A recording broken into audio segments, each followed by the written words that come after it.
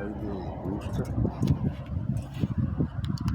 Ľudia, očúvajte ma, neviem, ako ja už som zjebaný docela dostatočným spôsobom, lebo to bývam každý deň na kúkajte. A ja som chcel len sa opýtať na to, že čo je to vlastne úžera. Nie, že čo to vlastne je úžera.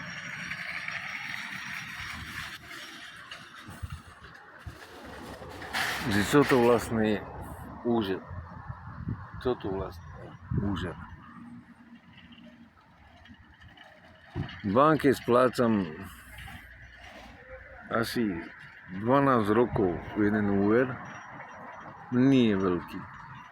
5000 eur, to není veľký úver, rozumieš, to je ako, no nie je to úplne najmenšie, ale nie je to veľký úver. 15 rokov to splácam. Preplatil som to asi 3-krát.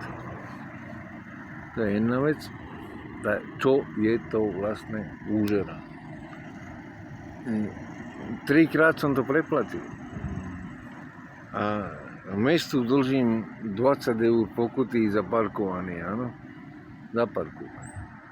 A oni to jebli veľkému kokotovi, ktorý z toho urobil 160 eur. 160. To je 800 eur na vás. 800%. No 80 krát toľko, než čo je tá pokuta. To znamená 800%. A jebe mi kvôli tomu hlavu. Normálne mi kvôli tomu jebe hlavu.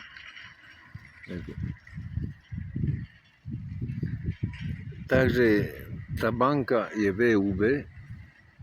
Nie, tá banka je VUB, kde som to 3-krát preplatil, to znamená úžera je kokot. Nie, lebo je to úžera. A ten kokot o 800%, to akože není úžera. To je úžera jak hovado. Jako do piče, tá banka sa volá VUB a ten kokot sa volá Ružanovský. No Ružanovský.